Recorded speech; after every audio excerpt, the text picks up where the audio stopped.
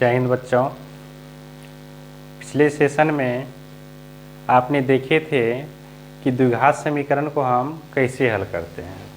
द्विघात समीकरण होता क्या है, इसका हमने बेसिक भी और उसका फॉर्मूला और क्या बोलते हैं कि द्विघात समीकरण को हम कितने विधि से हल करते हैं, ये सारे बेसिक जो है हम पिछले सेशन में कर चुके हैं। तो जो भी बच्चे अभी इस चैनल पे नए आए हैं वह इस चैनल को सब्सक्राइब कर लें, लाइक कर लें, बेल आइकन को दबा दें। और जो भी बच्चे अगर नए हैं तो वो पिछले क्लास वाला अगर वीडियो देख लेंगे तो फिर द्विघात समीकरण जो है ना बनाना बहुत ही आसान हो जाएगा। आज के सेशन में हम इसका एक्सरसाइज करेंगे जिसका जो है ना चैप्टर नंबर 4.1 है। ये है आपको कक्षा 10वीं गणित द्विघात समीकरण, जिसका पार्ट 2 जो है ना आज करेंगे। और इसमें हम एक्सरसाइज 4.1 करेंगे, जिसमें जो है ना कुछ क्वेश्चन दिया हुआ है क्या कि करा जांच कीजिए कि क्या निम्न द्विघात समीकरण है या नहीं है। तो इससे पिछले सेशन में हमने किए थे क्या कि द्विघात समीकरण को हम पहचानते कैसे हैं। तो द्विघात समीकरण को पहचानना बहुत ही आसान है, और जो अगर डायरेक्ट हमें पहचान में नहीं आ रहा है तो उसे हमें क्या करना है, हल करना है। और हल करने के बाद उसमें घात दो आना बहुत ही ज़रूरी है। मतलब क्या होना चाहिए, तो ax² plus bx plus c बराबर 0।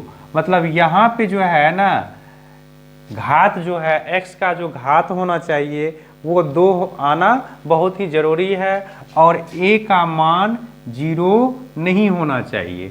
अगर इसको वह सेटिस्फाई कर रहा है तो वह द्विघात समीकरण है, अगर सेटिस्फाई नहीं कर रहा है तो फिर वह द्विघात समीकरण नहीं होगा।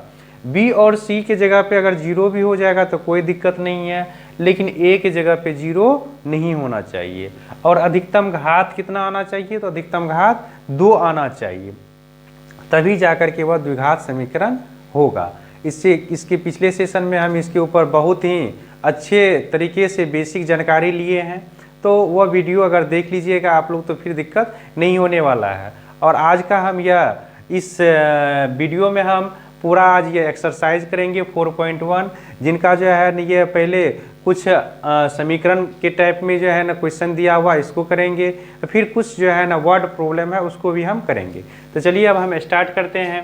जैसे यहाँ पे पहला क्वेश्चन दिया हुआ है, इस चैप्टर का 1 नंबर का पहला क्वेश्चन है x + 1 का होल स्क्वायर बराबर 2 × x - 3। ठीक है। अब इसको जो है ना ऐसे तो हमें पता चलेगा नहीं कि यह द्विघात समीकरण है या नहीं है, तो पहले हम इनको क्या करेंगे, हल कर लेंगे। और हल करने के बाद इनका जो द्विघात समीकरण का जो मूल रूप होता है, अगर उसको वह सेटिस्फाई कर देता है, मानक रूप होता है, अगर उसको वह सेटिस्फाई कर देता है तो फिर यह द्विघात समीकरण होगा। अगर सेटिस्फाई नहीं करेगा तो फिर यह द्विघात समीकरण नहीं होगा। तो चलिए हम हल करते हैं। यहाँ पर है x + 1 का होल स्क्वायर दिया हुआ है। तो इससे पहले जो है ना आप लोग पढ़े होंगे कि जैसे a + b का अगर होल स्क्वायर रहता है तो इसको जो है ना हम कैसे लिखते हैं। तो इसका जो है ना जनरल रूप में याद कर लिए होंगे कि a² + 2ab + b²। तो अब यह आता कैसे है, तो उसको जो है ना यहाँ पे समझ लीजिए। तो जो a रहता है तो इसके ऊपर घात 2 लग जाता है, प्लस का चिन्ह है, प्लस का चिन्ह हम दे देते हैं, b का घात 2 लग गया।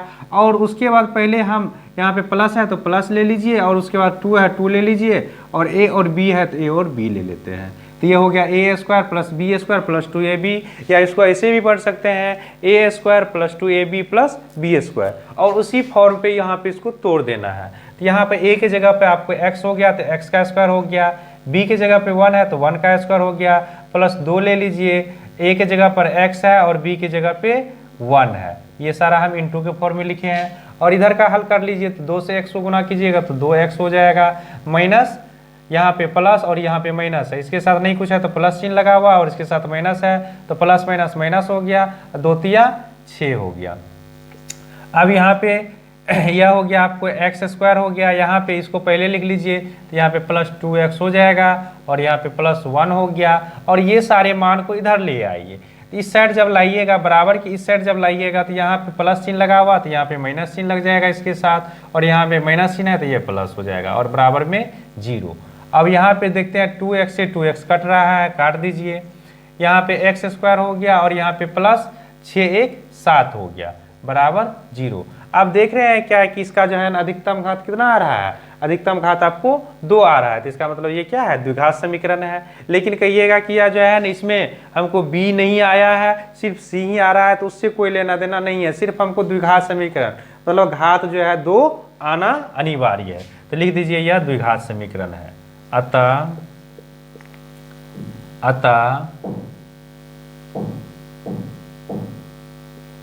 दिया गया समीकरण द्विघात समीकरण है। चलिए ये तो हो गया। अब चलिए 2 नंबर में देख लेते हैं। 2 नंबर में है आपको, 2 नंबर है यह एक्स स्क्वायर माइनस 2x बराबर, यहाँ पे है minus 2x into 3 minus x, ये दिया हुआ है। चलिए इसको भी हम हल कर लेते हैं।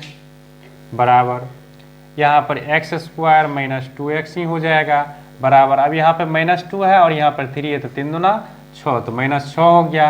यहाँ माइनस लगा हुआ, यहाँ भी माइनस है, तो माइनस गुना माइनस क्या हो जाता है, प्लस हो जाता है, और हो जाएगा 2x। तो बराबर यहाँ हो गया एक्स स्क्वायर माइनस 2x, और ये सारे मान को इस साइड लाइएगा तो माइनस माइनस हो जाएगा, यहाँ पे प्लस 6 और माइनस 2x बराबर से 0। तो बराबर हो गया यहाँ पर क्या, एक्स स्क्वायर, यहाँ पर माइनस, ये दोनों माइनस में ही है, तो माइनस माइनस क्या हो जाता है, जुट जाता है। जो माइनस में रहेगा तो वह जुट जाएगा, तो माइनस ही रहेगा, लेकिन 2 2 4 हो जाएगा, तो 4x हो गया प्लस 6 बराबर 0। तो इसमें भी देख रहे हैं अधिकतम घात कितना आ रहा है, 2 आ रहा है, तो ये भी क्या है, द्विघात समीकरण है। तो लिख दीजिए अतः यह भी द्विघात समीकरण है, कोई दिक्कत नहीं होना चाहिए। चलिए अब इसको हल कर लेते हैं हम, इसको मिटा देते हैं। यहाँ पे 3 नंबर का सवाल जो दिया हुआ है आपको, वो है x minus 2 into x plus 1 बराबर से x minus 1 into x plus 3। अब देखिए ऐसे तो पता चलेगा नहीं यह द्विघात समीकरण है कि नहीं है, तो इसको हमें हल करना होगा। चलिए अब हल कर लेते हैं। तो इसको मल्टीपल कीजिएगा, x से x को मल्टीपल कीजिएगा तो x स्क्वायर हो जाएगा, x से 1 को मल्टीपल कीजिएगा तो प्लस x हो जाएगा। इसका खेल खत्म है। आप माइनस 2 से x को गुना कीजिएगा तो प्लस माइनस माइनस हो जाएगा, और यहाँ 2x हो जाएगा, और माइनस 2 से प्लस 1 को कीजिएगा तो माइनस 2 हो जाएगा। इधर का हो गया। अब इस साइड का कर दीजिए, यहाँ या का चिन्ह लगा देते हैं। इससे इसको कीजिएगा तो यहाँ हो जाएगा आपको x स्क्वायर हो जाएगा प्लस 3x हो जाएगा, माइनस 1 से x को कीजिएगा तो माइनस x हो जाएगा, और माइनस यहाँ पर हो जाएगा 3 हो जाएगा। अब सभी को पहले हल कर लेते हैं। यहाँ पर x स्क्वायर हो गया, और यहाँ पे 2x में से एक ठो x घट जाएगा, क्योंकि माइनस 2x जो है ना बड़ा है और x जो है यह छोटा है, इसको घटाएंगे तो हमें माइनस वाला ही मान बच जाएगा, तो माइनस x हो गया, और यहाँ पर माइनस 2 बच गया। और इधर पहले हल कर लेते हैं। तो x स्क्वायर हो गया, यहाँ पे 3x में से एक x चला जाएगा तो बच जाएगा यहाँ पर 2x बच जाएगा, और माइनस 3 हो जाएगा। यहाँ पे हो जाएगा आपको x square minus x minus 2, इस सारे मान को इधर लाइए तो माइनस x स्क्वायर, यहाँ प्लस 2x है तो माइनस 2x हो जाएगा, और यहाँ पर प्लस 3 हो जाएगा बराबर से 0। आप देख रहे हैं यहाँ पर x स्क्वायर माइनस में है और यहाँ पे प्लस में है, तो इससे ये कट जाएगा, मतलब 0 हो जाएगा घट करके। उसके बाद यहाँ पे माइनस 2x है और यहाँ पर माइनस x है, तो 2 1 3 माइनस 3x हो जाएगा, माइनस 2 है यहाँ पे प्लस 3 है, तो यहाँ पर बच जाएगा प्लस 1 बराबर से 0। अब देख रहे हैं क्या कि यहाँ पे जो है ना एक्स स्क्वायर आ ही नहीं रहा, इसमें एक्स स्क्वायर है ही नहीं, घात 2 है ही नहीं, तो इसलिए यह क्या होगा, द्विघात समीकरण नहीं है, द्विघात समीकरण नहीं है। इसका यह जो है आपको नेक्स्ट सवाल है 1 नंबर का। 4 और 5 सवाल को हल करेंगे, चलिए देख लेते हैं। अब इसको हल कर लीजिए। यहाँ पर है x - 3 इंटू 2x + 1 है, तो x से 2x को गुना कीजिएगा तो क्या हो जाएगा 2x² हो जाएगा। फिर x से +1 को गुना कीजिएगा तो क्या हो जाएगा +x हो जाएगा। x का काम खत्म हो गया। अब -3 से दोनों को गुना करना है, तो -3 से कीजिएगा तो यहाँ क्या हो जाएगा माइनस हो जाएगा। 3 दूना 6x हो जाएगा। फिर यहाँ माइनस प्लस माइनस ही आ जाएगा और माइनस क्या हो जाएगा 3 हो जाएगा। बराबर दे दीजिए यहाँ पे। फिर इस x को गुना कीजिएगा x से तो x² हो जाएगा और प्लस क्या हो जाएगा 5x हो जाएगा। चलिए अब इस सारे मान को इधर कर लेना है। यहाँ पर हो जाएगा 2x² हो गया।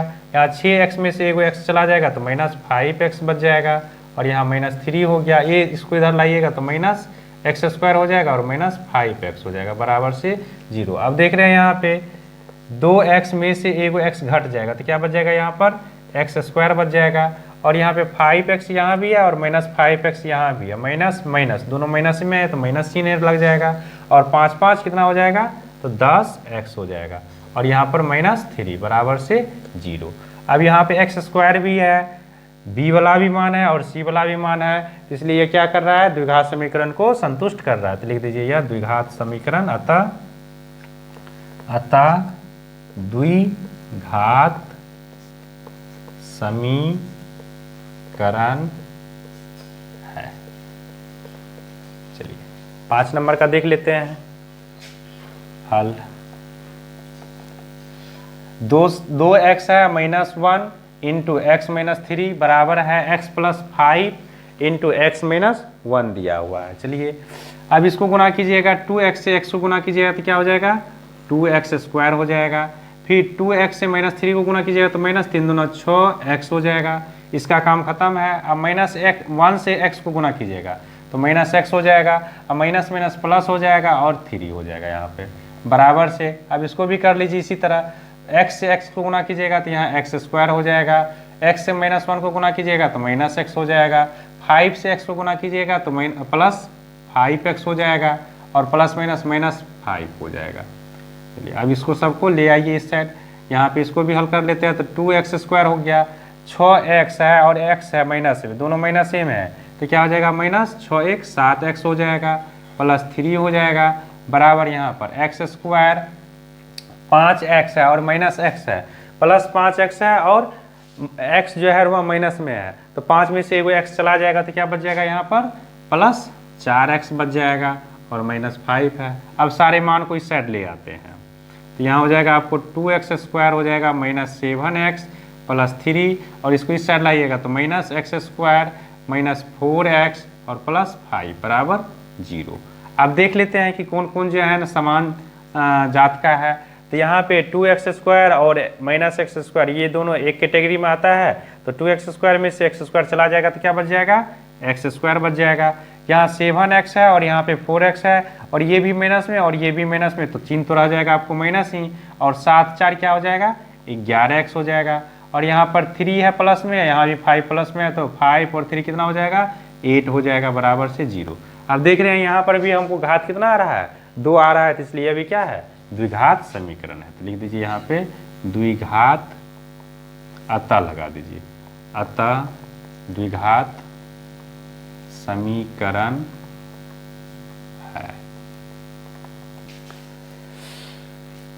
चलिए 6 नंबर में दिया हुआ है x² + 3x + 1 बराबर है x - 2 का होल स्क्वायर दिया हुआ है। तो x - 2 का होल स्क्वायर इसको सिर्फ हल करना है। इधर का तो ये हल किया हुआ ही है, इसको हल करके फिर हम इस साइड ले आएंगे। चलिए हल कर लेते हैं। x² + 3x + 1 और बराबर से हो गया यहाँ पर a² - 2 गुना x गुना क्या हो जाएगा 2 हो जाएगा और +2 का स्क्वायर हो जाएगा।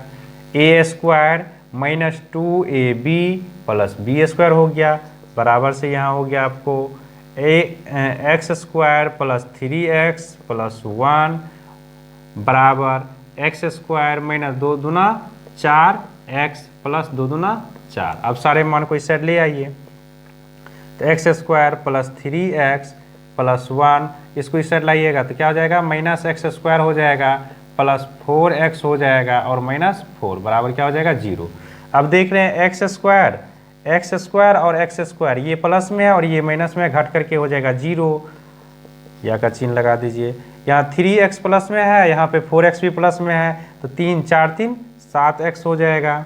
यहाँ पे प्लस 1 है, यहाँ पे माइनस 4 है, तो माइनस क्या हो जाएगा 3 बच जाएगा, 4 में से 1 घट जाएगा तो माइनस 3 बच गया बराबर से 0। अब देख रहे हैं इसमें घात 2 आ ही नहीं रहा है, तो घात 2 नहीं है तो यह द्विघात समीकरण नहीं है, तो लिख दीजिए यहाँ पर अतः यह द्विघात समीकरण नहीं है। चलिए अभी आज 7 नंबर का देख लेते हैं हल। अब देखिए यहाँ पे एक दिया हुआ है x प्लस 2 का होल क्यूब दिया हुआ है, तो यहाँ पर हमें क्या कहते हैं a प्लस बी का होल क्यूब वाला फॉर्मूला लगाना होगा। तो a प्लस बी का होल क्यूब बराबर क्या होता है, यहाँ पे लिख देते हैं a प्लस बी का होल क्यूब बराबर फॉर्मूला देख लीजिए क्या हो जाता है, तो a क्यूब हो जाता है प्लस b क्यूब हो जाता है plus 3a square b plus 3ab square हो जाता है। a cube plus b cube plus 3a square b plus 3ab square, पहले a को स्क्वायर कर देना है, उसके बाद फिर b को स्क्वायर कर देना है गुना 3 के साथ। चलिए इसको हम हल कर लेते हैं। यह x बराबर हो गया, x को मान लीजिए a और b को मान लीजिए क्या कहते हैं 2 को मान लीजिए b, तो यहाँ पर हो जाएगा क्या, x का कीजिएगा तो x का क्यूब हो गया प्लस 2 का क्यूब हो जाएगा प्लस क्या हो जाता है 3a स्क्वायर b, तो यहाँ पर हो जाएगा कितना 3x का स्क्वायर और गुना सबके साथ गुना है b का मान 2 है, फिर प्लस 3ab का स्क्वायर 2 का स्क्वायर, इसका काम खत्म हो गया। अब चलिए इस साइड का तो हो गया आपको पूरा। अब यहाँ पर 2x है और यहाँ पर x स्क्वायर है, तो क्या हो जाएगा यहाँ पर 2x क्यूब हो जाएगा और माइनस 2x हो जाएगा। ठीक है, चलिए अब इसको हम इस साइड हल कर लेते हैं। तो यहाँ हो जाएगा x क्यूब, यहाँ पे 2 को 3 बार गुना कीजिएगा, यानी कि हो जाएगा आपको 2 गुना 2 गुना 2 बराबर कितना हो जाएगा 8 हो जाएगा। तो यहाँ 8 हो गया प्लस यहाँ पे 3 दूना 6x स्क्वायर हो गया प्लस यहाँ पे 3x गुना 2 दूना 4, और इसको भी अच्छा चलिए अभी रहने दीजिए इसको इस साइड ही, तो 2x क्यूब और माइनस 2x, पहले इधर का हल कर लेते हैं फिर उसको ले आएंगे इस साइड।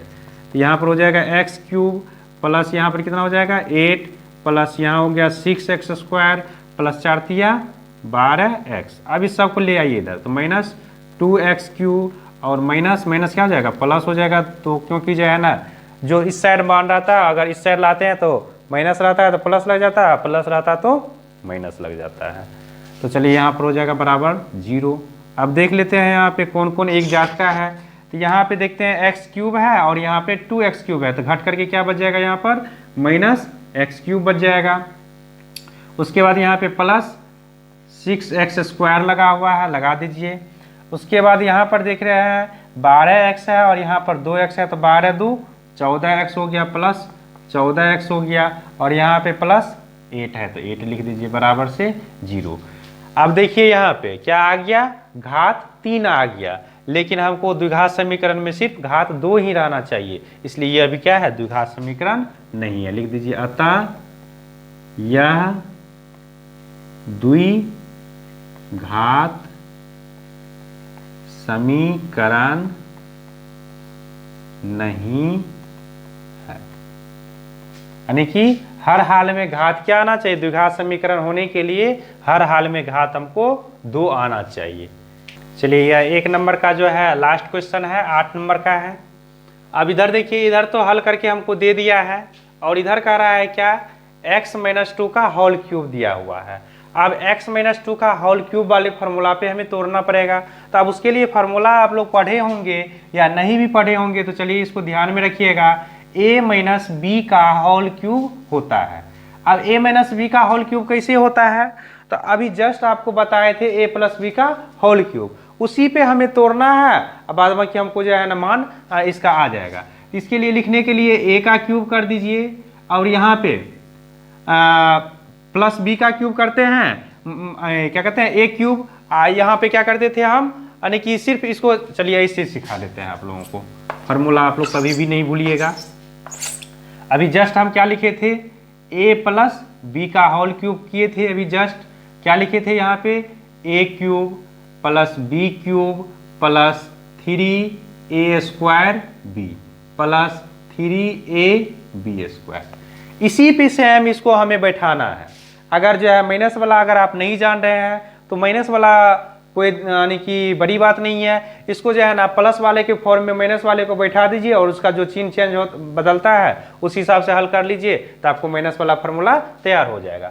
चलिए यहाँ पे माइनस है तो यहाँ पर हम लिख सकते हैं ए माइनस, यहाँ पे प्लस माइनस कर दीजिए, यहाँ पे बी का होल क्यूब कर देते हैं, तो बराबर यहाँ क्या हो जाएगा, ए का क्यूब कर दीजिए, प्लस का चिन्ह है प्लस का चिन्ह दे देते हैं, बी का मान क्या है माइनस बी है तो माइनस बी का क्यूब कर दीजिए, प्लस है 3a स्क्वायर तो ए का स्क्वायर कर दीजिए, और बी का मान क्या है माइनस है तो माइनस बी कर दीजिए, प्लस है 3a का मान ए है और बी का मान क्या है माइनस बी है, और बी का मान क्या है माइनस बी है तो बी का स्क्वायर हो गया। चलिए अब इसको हल करके निकाल लेते हैं, तो यहाँ क्या हो जाएगा आपको, a cube minus b cube, यहाँ पे plus minus minus 3a square b, और यहाँ पे माइनस माइनस प्लस ही हो जाएगा तो यहाँ क्या हो जाएगा प्लस 3ab स्क्वायर, और यहाँ पे हल कीजिएगा तो यहाँ क्या हो जाएगा a माइनस बी का whole cube.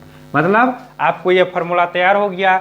a minus B का अगर होल क्यूब लिखना है तो क्या लिखिएगा, a cube minus b cube minus 3a square B plus 3ab square. इस तरह जब कीजिएगा तो आपको जो भी माइनस वाला फार्मूला मिलता है, चाहे वह स्क्वायर वाला हो चाहे वह क्यूब वाला हो, तो वो आपका फार्मूला गलत नहीं होगा। सिर्फ प्लस वाला को याद रखिए, और माइनस वाला चिन्ह है तो माइनस जिसके साथ माइनस लगा हुआ है, बी के साथ माइनस लगा हुआ है तो बी के साथ माइनस लगा दीजिए, आपका फार्मूला तैयार। चलिए अब हम इसको हल कर लेते हैं। हल x cube minus 4x square minus x plus 1 बराबर, अब इसको हल कीजिएगा तो एक जगह पे यह हो गया, x को मान लीजिए a और 2 को मान लीजिए b, तो क्या हो जाएगा यहाँ पर a क्यूब हो गया माइनस b क्यूब हो गया। उसके बाद फिर क्या लिखते हैं, माइनस चिन्ह लगाते हैं, माइनस 3a स्क्वायर b, तो 3 गुना एक्स स्क्वायर गुना b का मान है 2, क्योंकि हम माइनस चिन्ह पहले ही यहाँ पे ले लिए हैं, और यहाँ पे हो जाएगा कितना, फिर plus 3a square a 3ab square, तो 3ab स्क्वायर। चलिए यहाँ पे ऐसे लिख देते हैं, गुना x गुना b स्क्वायर, तो 2 का स्क्वायर कर दीजिए, ठीक है। चलिए अब इसको लिख लेते हैं, तो a क्यूब यहाँ सॉरी x क्यूब हो गया, यहाँ पे minus 4x square minus x plus 1, जो इधर का दिया हुआ है वही रहेगा, क्योंकि इसमें तो हमें कुछ करना है नहीं, जो भी करना है हमें इस साइड करना है।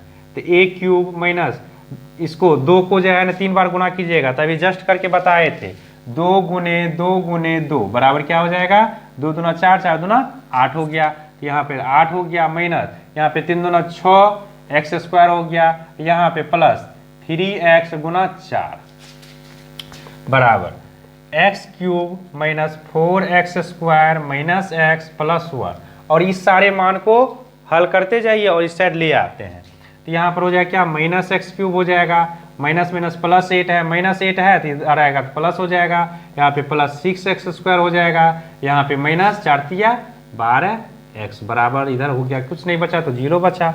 अब यहाँ पर देख लेते हैं, यहाँ पे प्लस एक्स क्यूब है और यहाँ पे माइनस एक्स क्यूब है, इससे यह क्या हो जाएगा, कट जाएगा, घटने के बाद क्या हो जाएगा 0 हो जाएगा। यहाँ पे 6x स्क्वायर प्लस में है और इधर 4x स्क्वायर माइनस में है, घट करके क्या बच जाएगा, तो प्लस 2x स्क्वायर बच जाएगा। यहाँ पे 12x माइनस में है, यहाँ पे माइनस x है, तो 12 1 13, तो माइनस यहाँ पर हो जाएगा 13x हो जाएगा, और 8 1 9 हो गया, प्लस 9 बराबर हो गया 0। तो यहाँ पे क्या आ गया, घात 2 आ गया, तो ये क्या है, द्विघात समीकरण थे। लिख दीजिए अतः यह द्विघात समीकरण है। ये हो गया 1 नंबर का, ये 8वां सवाल आपका कंप्लीट हो गया। अब जाकर के हम करेंगे वर्ड प्रॉब्लम, जो कि 2 नंबर में दिया हुआ है। चलिए इस चैप्टर का यह 2 नंबर का पहला क्वेश्चन है और इसमें कह रहा है क्या कि निम्न स्थितियों को द्विघात समीकरणों के रूप में निरूपित कीजिए। इससे पहले भी हम उदाहरण में भी इसी टाइप का क्वेश्चन पढ़े थे कि मतलब जो हमको वर्ड प्रॉब्लम दिया हुआ था उससे हमें सिर्फ समीकरण बना देना है, अभी उसको हल नहीं करना है। आगे वाला जो है ना क्लास में जो है जब 4.2 पढ़ेंगे तो वहाँ पे हमें इसका हल भी करना है। अभी सिर्फ क्या करना है, इसका हमें समीकरण दे देना है। लेकिन इसमें आप लोगों को दिक्कत क्या होता है, बच्चे सबको दिक्कत क्या होता है कि वर्ड प्रॉब्लम जब आता है तो वह घबरा जाते हैं कि इसका समीकरण बनेगा कैसे। तो समीकरण बनाना बहुत ही आसान है, बहुत ही सिंपल रूप में हम इनको हल कर लेंगे, बहुत ही सिंपल तरीका से हम इनका समीकरण बना लेंगे। सबसे पहले हमें क्वेश्चन को जो है ना ध्यान से पढ़ना है और क्वेश्चन को ध्यान से पढ़ने के बाद क्वेश्चन में जो जो हमको कहेगा बस वही काम हमको करना है, उससे ज़्यादा अपना दिमाग नहीं लगाना। जो हमारा क्वेश्चन कहेगा उसी हिसाब से हमको चलना है और चलेंगे तो समीकरण अवश्य ही बन जाएगा। अब देखिए कह क्या रहा है कि एक आयताकार भूखंड का क्षेत्रफल 528 मीटर स्क्वायर दिया हुआ है। मतलब एक आयताकार टाइप का दिया हुआ है, जैसे कि ये हो गया, मान लीजिए ये हो गया आपको आयत, ठीक है। और आयत जब भी होता है तो उसका जो चारों कोण जो होता है वह 90 डिग्री का होता है, चाहे वह आयत हो चाहे वह वर्ग हो। तो आयत में क्या होता है कि आमने सामने की भुजा जो होती है ना वो दोनों समांतर होती है, ये भुजा और ये भुजा समांतर, और इसको आयत को हम इस चिन्ह से भी सूचित करते हैं, इस चिन्ह से भी हम सूचित करते हैं। और इसका जो है क्षेत्रफल जो है ना होता है क्या, तो क्षेत्रफल ये अंदर वाला पार्ट जो होता है इसको हम बोलते हैं क्षेत्रफल, ठीक है। ये अंदर वाला पार्ट जो होता है इसको हम बोलते हैं क्षेत्रफल। जैसे मान लीजिए ये बोर्ड है, ठीक है, और ये बोर्ड जो है तो अब इस बोर्ड का कहेगा हमको क्षेत्रफल बताइए, तो इस बोर्ड का क्षेत्रफल क्या होगा, तो ये अंदर वाला जो ये पूरा पार्ट है जहाँ पे हम सारा चीज करते हैं लिखते हैं, ये सारा उसका क्या हो जाएगा, क्षेत्रफल हो जाएगा। या मान के चलिए कोई खेत है तो खेत में जो घास लगी हुई है या जो फसल लगी हुई है वो उस खेत का क्या हो जाता है, क्षेत्रफल हो जाता है। क्षेत्रफल में कोई दिक्कत नहीं होगा। चलिए ये हो गया। अब कह रहा है कि क्षेत्र की लंबाई चौड़ाई के दुगुने से 1 अधिक है। अब यहाँ पे हमको लंबाई मालूम नहीं है और कह रहा है ये चौड़ाई के लंबाई जो है उसकी चौड़ाई के दुगुने से 1 अधिक है। तो नहीं कुछ दिया हुआ है हमको यहाँ पे, ना ही लंबाई मालूम है और ना ही चौड़ाई मालूम है। और ये लंबाई वाला कह रहा है क्या कि चौड़ाई जो है ना उससे जो है ना हम दुगुने से 1 अधिक है। तो हम चलिए चौड़ाई को मान लेते हैं, तो ये चौड़ाई क्या हो जाएगा, x हो जाएगा। और लंबाई क्या कर रहा है, चौड़ाई के 2 गुने से, तो चौड़ाई अगर x है तो लंबाई क्या हो जाएगा 2x, और उससे भी 1 अधिक है तो 1 अधिक हो गया। और जब इसका क्षेत्रफल निकालिएगा तो क्षेत्रफल क्या हो जाएगा, यहाँ पर x इंटू 2x प्लस 1 हो जाएगा, इसका क्षेत्रफल हो जाएगा। चलिए अब उसको हम भाषा के रूप में कैसे लिखते हैं वो हम कर लेते हैं। चलिए यहाँ पे हम हल करते हैं। लिखिए, माना कि जो हमको कह रहा है, माना कि आयताकार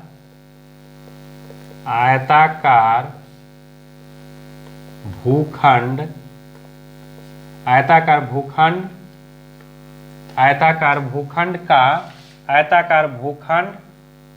का चौड़ाई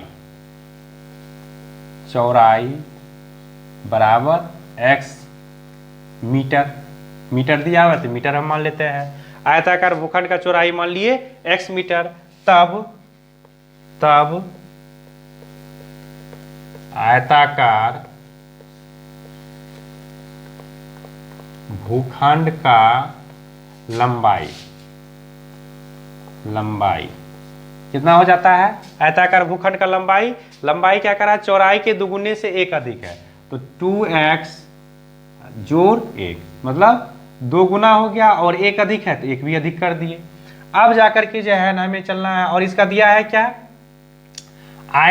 और इसका आयत का क्षेत्रफल भी हमको दे दिया, आयताकार भूखंड का क्षेत्रफल, और क्या दिया हुआ है, आयताकार, ये भी लिख लेते हैं, आयताकार भूखंड का क्षेत्रफल कितना दिया हुआ है, 528 मीटर स्क्वायर, ठीक है, इतना बात क्लियर है।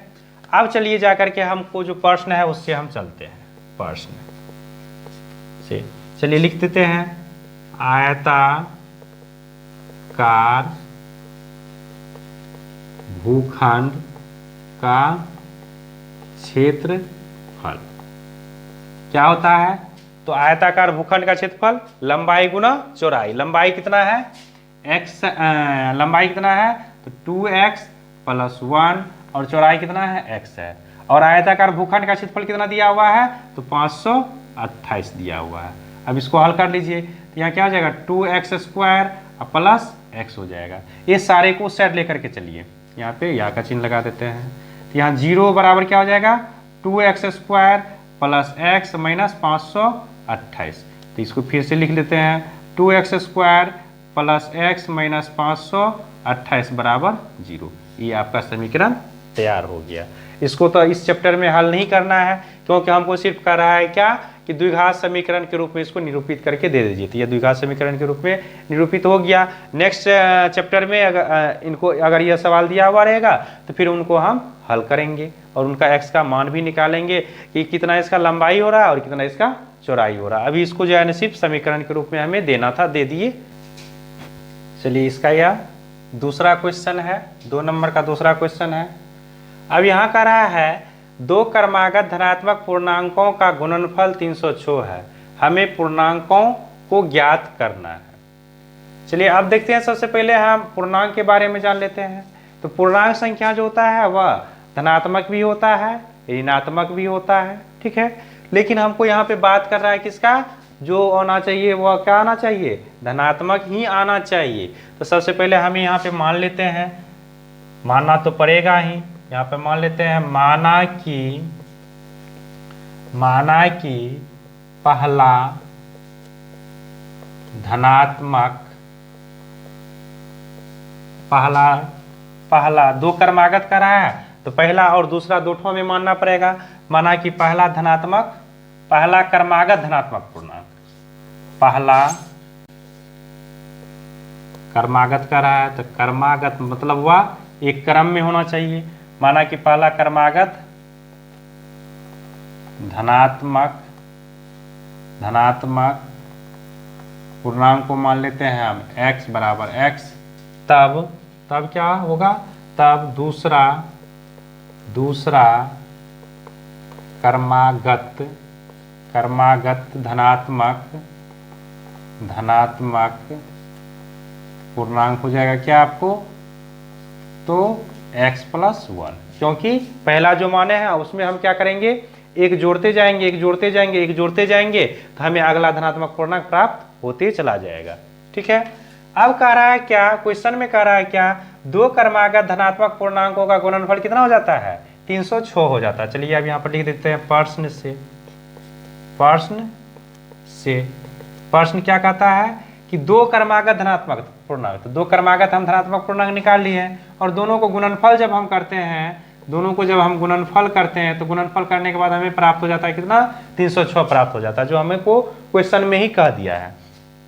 चलिए अब इसको हल कर लेते हैं। यहाँ हो जाएगा x² + x को गुना कीजिएगा तो x², x से 1 को गुना कीजिएगा तो x, यहाँ पर -306 बराबर 0। यही हमको समीकरण बनाना था। यह समीकरण आपका बन के रेडी हो गया। अब इसका मान अगर निकालना होगा तो आप निकाल लीजिए, लेकिन हमको तो यहाँ पे सिर्फ समीकरण निरूपित करने के लिए कह रहा है तो हम समीकरण निरूपित कर दिए। चलिए इसका यह तीसरा नंबर का क्वेश्चन है, 2 का तीसरा नंबर है। अब इसमें कह रहा है क्या? रोहन की माँ उससे 26 वर्ष बड़ी है। रोहन उसकी जो है हो सकती है बेटी हो सकती है। करा उनकी आयु वर्षों का गुणनफल अब से 3 वर्ष पश्चात 360 हो जाएगी। मतलब जो रोहन की माँ की उम्र है और जो उनकी बेटी का उम्र है, दोनों को जब हम 3 वर्ष के बाद गुना करेंगे तो वह गुणनफल हो जाता है 360। करा हमें रोहन की वर्तमान आयु ज्ञात करनी है। तो सबसे पहले हमें रोहन के बारे में कह रहा है, तो सबसे पहले हम क्या करेंगे? यहाँ पे हल में रोहन लिख देते हैं। रोहन की वर्तमान जो अभी का होना चाहिए, वर्तमान आयु मान लेते हैं बराबर x वर्ष। तब क्या होगा, तब रोहन की माँ की आयु, रोहन की माँ, तब रोहन की माँ की वर्तमान आयु बराबर क्या है, 26 वर्ष बड़ी है, तो x प्लस क्या हो जाएगा, 26 वर्ष हो जाएगा, वर्ष हो गया। अब क्या कर रहा है कि 3 वर्ष के बाद यह गुणनफल होता है, जो वर्तमान आयु है उससे 3 वर्ष बाद हमको ले जाना है। तो लिखिए यहां पे फिर 3 वर्ष बाद रोहन की आयु, तो क्या होगा, बढ़ेगा। और इससे पहले ही बताए थे, जब हमको उम्र संबंधी सवाल दिया हुआ रहेगा तो जब उसमें कहेगा बाद के लिए, पश्चात कहेगा, तो उसमें हमें जोड़ना होता है, जितना वर्ष कहेगा उतना हमें जोड़ना होता है। और जब हमें पूर्व में कहेगा तो हमें जितना वर्ष कहेगा उतना वर्ष घटाना होता है। ये है, इसको सिंपल रूप से कहिए तो एक तरह का ट्रिक है कि अगर बाद दिया हुआ रहेगा तो वहां पे जुटेगा, अगर पूर्व दिया रहेगा तो वहां पे घटेगा। तो यहाँ पर 3 वर्ष बाद, मतलब अभी जो वर्तमान समय चल रहा है इसके 3 साल के बाद, तो उसमें हमें जोड़ना है। तो 3 वर्ष बाद रोहन की आयु क्या हो जाएगा, तो x प्लस 3 वर्ष हो जाएगा। तो 3 वर्ष तो रोहन की माँ का भी उम्र तो बढ़ेगा ना, तो रोहन की माँ का उम्र भी निकाल दीजिए 3 वर्ष बाद। तो लिखिए 3 वर्ष बाद रोहन की माँ की आयु क्या हो जाएगा, x प्लस 26 प्लस 3 वर्ष। तो बराबर क्या हो जाएगा यहाँ पे, x प्लस 26 3 29 वर्ष, ये निकल गया। अब जाकर के कह रहा है हमको कि जो है ना दोनों के आयु की गुणनफल कितना हो जाता है, 360 हो जाता है। चलिए यहां से हम क्वेश्चन से कर लेते हैं, यहां हो गया प्रश्न से कर लेते हैं। दोनों की आयु का गुणनफल तो क्या है, रोहन की आयु कितना है, x प्लस 3 है, और रोहन की माँ का क्या है, x प्लस 29 है, और बराबर कितना हो जाता है 360। जो हमको कह रहा है हम उस हिसाब से कर देते हैं। चलिए अब इसको हल कर लेते हैं। x से x को गुना कीजिएगा क्या हो जाएगा, x स्क्वायर हो जाएगा। x से 29 को गुना कीजिएगा तो 29x हो जाएगा, प्लस फिर x से 3 को गुना कीजिएगा तो 3x हो जाएगा, प्लस में सारा प्लस में ही रहेगा। और x से 29 को गुना कीजिएगा तो 9 तिया 27 हो गया, हासिल बच जाएगा 2, 3 दूना 6 2 8 हो गया। यहाँ इसको घटा दीजिए 360, ये भी हो गया बराबर से 0। अब इसको हल कर लेते हैं। तो एक्स स्क्वायर प्लस यहाँ पे 29 3 कितना हो जाएगा, 9 3 12 का 2, हासिल बचा 1 2 1 3 32x, और यहाँ पे ये घटेगा तो 360 में से 87 को घटा दीजिए, 87 घट गया, 10 में से 7 जाएगा, यहाँ बच जाएगा 3, यहाँ बच जाएगा कितना 15, 15 में से 8 जाएगा, यहाँ बच जाएगा 7, और यहाँ बच गया 273 माइनस 273 बराबर 0। ये आपका समीकरण तैयार हो गया। अब इसको जब हल कीजिएगा तो इससे हमें रोहन का वर्तमान आयु भी निकल जाएगा और रोहन की माँ की जो वर्तमान आयु है वो भी हमें निकल। चलिए आपको इस चैप्टर का लास्ट क्वेश्चन है, 2 का 4 नंबर का क्वेश्चन है। अब इसमें देख लेते हैं क्या क्वेश्चन कर रहा है। कह रहा एक रेलगाड़ी 480 किलोमीटर की दूरी समान चाल से तय करती है, मतलब अगर वह समान चाल से चलती है तो 480 किलोमीटर दूरी वह तय कर लेती है, कोई दिक्कत नहीं है इसमें। कह रहा इसकी चाल 8 किलोमीटर प्रति घंटा कम होती तो वह उसी दूरी को तय करने में 3 घंटा अधिक लेती है। मतलब क्या हुआ कि हो सकता है कि जाने के क्रम में वह समान चाल से चला, 480 किलोमीटर दूरी वह तय कर लिया। आने के टाइम में क्या हुआ कि वह चाल में क्या किया, 8 किलोमीटर प्रति घंटा उनका चाल क्या हुआ, कम हो गया। तो जो उसको समय पर पहुंचना था उससे वह 3 घंटा लेट वह पहुंची। और करा इसका कि रेलगाड़ी की चाल ज्ञात कीजिए हमें। तो सबसे पहले हम करेंगे क्या, यहाँ पे हल में लिखेंगे माना कि रेलगाड़ी की चाल बराबर x किलोमीटर प्रति घंटा। नहीं कुछ दिया हुआ है तो हम तो x मानते ही हैं, तो x हम मान लिए, x किलोमीटर प्रति घंटा हो गया। अब यहाँ पे दूरी कितना दिया हुआ है, दूरी कितना तय करता है, यह दूरी तय करता है कितना, 480 किलोमीटर। दूरी तय करता है कितना, 480 किलोमीटर। अब चलिए हम लिखते हैं प्रश्न से। प्रश्न से चलते हैं, प्रश्न से। अब क्या कर रहा है, 480 किलोमीटर की दूरी वह समान चाल से तय करती है। तो समान चाल से जब दूरी तय करेगी तो उसमें कितना समय लगेगा, तो यहाँ पर लिख दीजिए 480 किलोमीटर समान चाल से तय करने में लगा समय। जब वह समान चाल से चल रही है तो समान चाल के लिए जो है रेलगाड़ी समान चाल से जब वह चलती है तो उसको तय करने में लगा समय।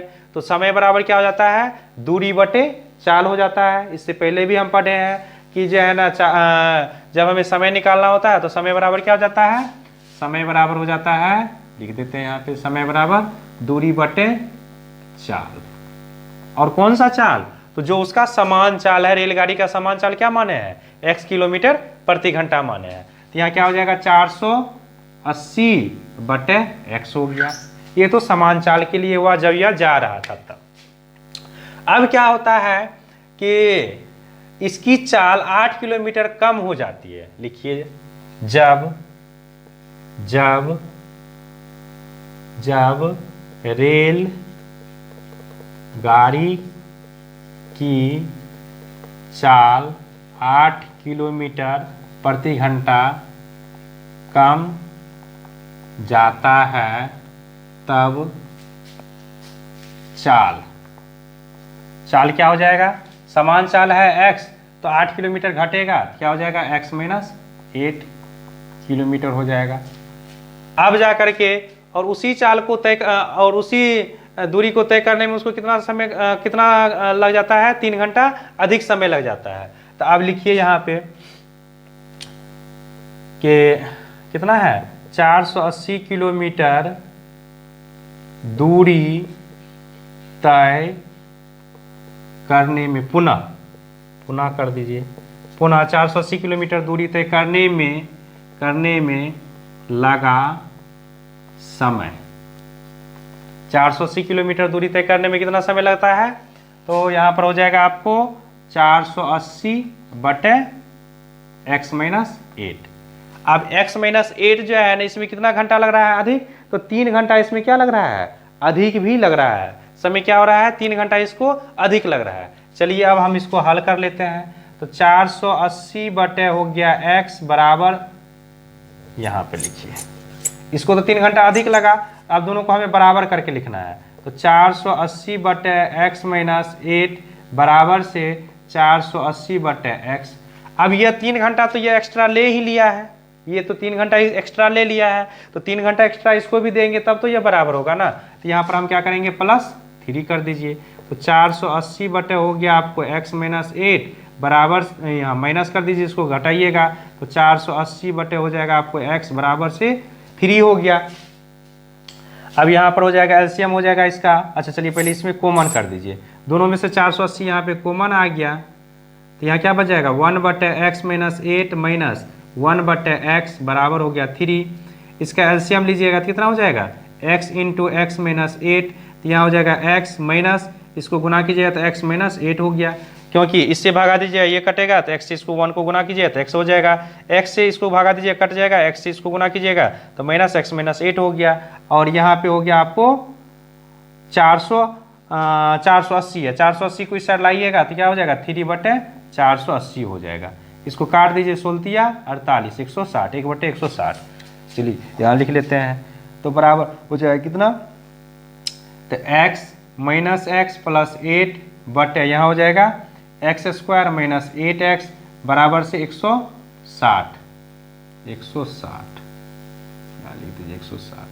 तो यहाँ पर x से x ये कट गया, तो यहाँ पर कितना बच जाएगा 8 बटे एक्स स्क्वायर माइनस 8x बराबर हो गया 160 हो गया। अब इसको बायक्रॉस कर दीजिए, कोना कोनी गुना कर दीजिए, तो 8 गुना 160 बराबर हो जाएगा एक्स स्क्वायर माइनस 8x। तो यहाँ पर हो जाएगा 8 से गुना कीजिएगा तो 8 से गुना कीजिएगा तो यहाँ पर 8 छाके 48 का 8 बच जाएगा 4, 8 4 12 का 2 हासिल 1, 1280 बराबर हो गया एक्स स्क्वायर माइनस 8x।